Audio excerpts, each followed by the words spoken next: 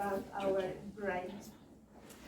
And as I said, I struggled to choose here, but let's look at some facts to stimulate our grey matters here today, and hopefully give you some nice tips and tricks on how you can become more efficient, effective, and productive, and also, very importantly, more sustainably happy. So let's get on with it. So the first fact is that we get stupider when we are stressed. And people nod here, so maybe through personal experience, I think we have all sometimes said, why did I do that? So often when we are stressed, so that's often what happens. And so if we look at what actually happens, is that we have the prefrontal cortex in our brain. It's actually the CEO of our brain. And I should say, actually, before I go on to this, I am not a caveat here, I am not a neuroscientist. So this is based on my learnings, my understandings, and my clients' experiences. And apologies for those of you who might know even more about this subject than I do. Let me be careful. So anyway, the CEO of our brain, the prefrontal cortex, that is the one that we use for rational thinking, amongst a lot of other things. When we get stressed, the prefrontal cortex is very energy hungry, and it depletes very quickly. So when we get stressed, what happens is that it doesn't have a lot of energy left. So a lot of the energy goes to the blood, the oxygen goes to the amygdala, amongst other places in the brain. So we actually lose our ability to think clearly. We lose our creativity.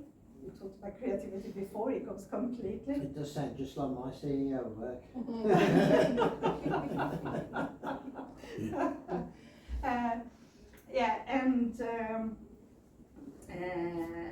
So the energy gets really compromised, and actually we lose our working memory, which is what we used to call short-term memory. It's now called working memory.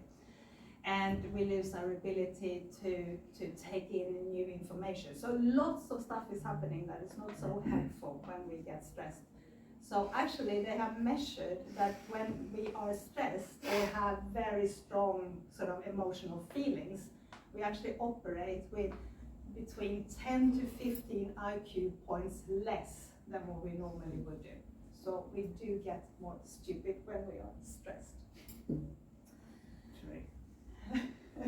So that's more important. Fact number 2, our brain takes shortcuts. We have billions of what is called basal ganglia in our brain. And they are in charge of our, to store routines and repetitive behaviors and thoughts. So a lot of our habits, for example. And they have this coding in our brain, which is an if-then coding. So if you wake up in the morning and the first thing you do is you reach for your phone, and the first thing you do with that is to look at Facebook, then there's an if-then coding in your brain. So basically it's telling you that if you wake up in the morning and reach for the phone, look at Facebook. And of course a lot of this is happening unconsciously in our brain. So this is all good, you know, the brain really wants to take shortcuts because it's not just because it's lazy, but it wants to preserve as much energy as possible for new information and new processes. So research has shown that it takes only about 3 repetitives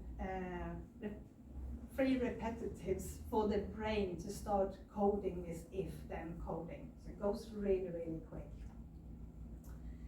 And if we think about it, most of it actually go through the day pretty much on autopilot.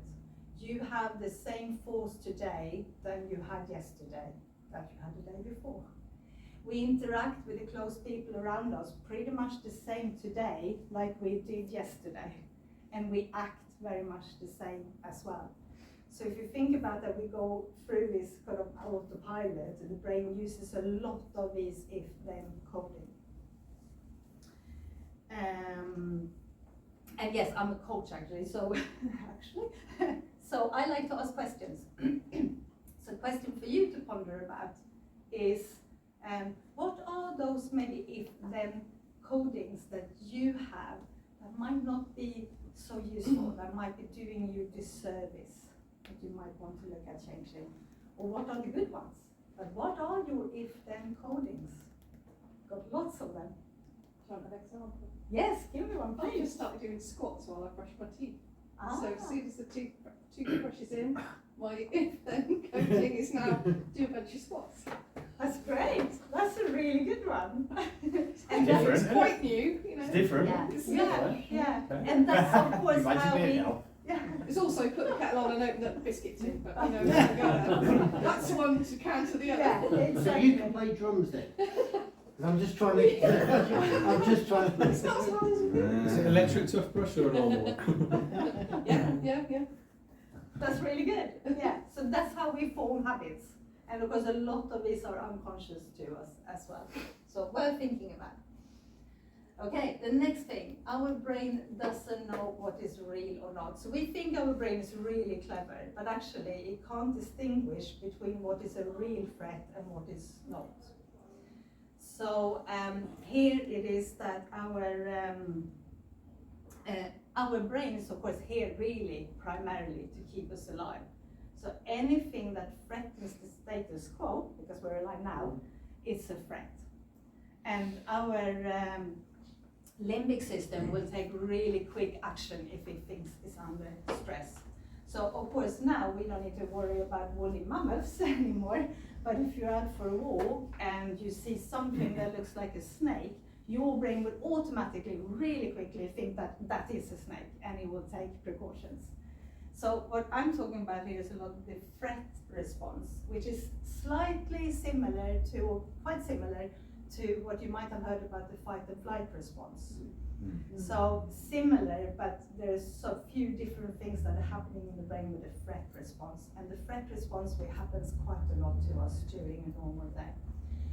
And what is specifically different to the fight and flight response is that when we have that threat response, we don't have the same kind of physical effect. It doesn't have the same physical effect on us in our body, but the mental effect is still very strong.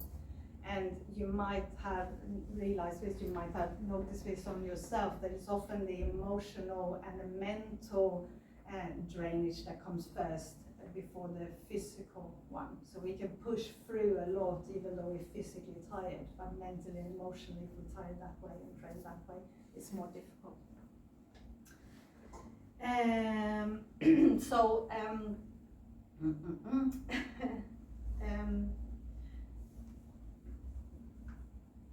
Oh, sorry, I lost my track. So a question here, because of course today, as I said, we don't necessarily need to sort of worry about a woolly mammoth or a snake for that matter. But the question here for you to think about is, what can be something in your day-to-day work or your day-to-day life or work that is this perceived threat from your for your brain? So what is your brain seeing as a potential threat? Bank manager. Yeah, that's a good one. Think about maybe actually, Steve, I'm going to thank you here. So when Steve asked us to do a dad joke, what happened in your body? Did you notice anything? For a lot of us, we go, you know, there's immediately a physical reaction in your body, so you can feel it, it happens.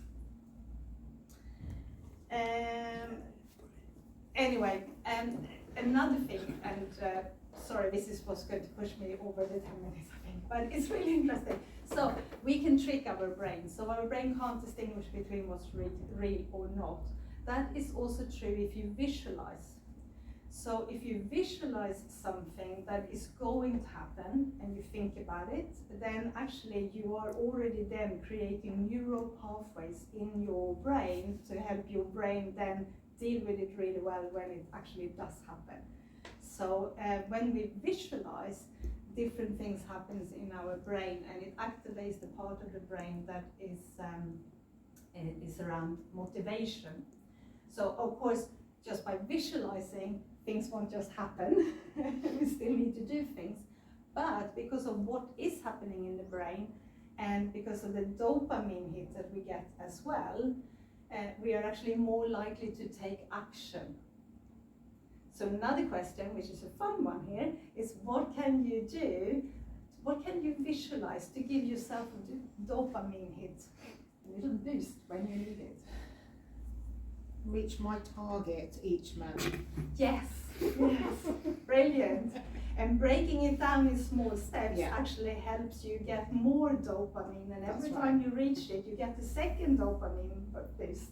So a really good way to help you reach your targets and get that nice feeling. Good stuff.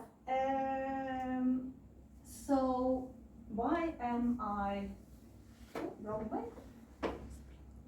Why am I passionate about this? I just find it so fascinating what our brain can do or can't do in some instances as well.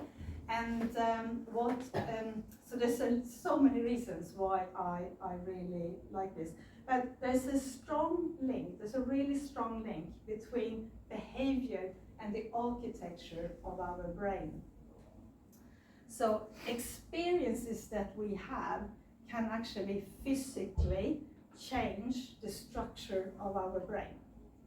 So you've got the power to actually grow your brain. And also the functional organization of it. And really it's about neuroplasticity, which is our brain's capacity to change. So, I will do it again. So, there are hope for all dogs, because no matter how old we are, we can still change our brain. And it's all about neuroplasticity. So we can learn all the dogs new tricks. And how do we link this back to coaching then? I think the really best expression or explanation to what a coach is that I really come across, that I really like, is that it's a coach is an expert in facilitating self-directed neuroplasticity. Or in other words, I can help your brain grow. So if you are interested in really being in charge and taking charge of your brain and its architecture and making it grow, go and talk to a coach. And that's it. That's me. Thank you. Any questions? Any questions? No one's brave.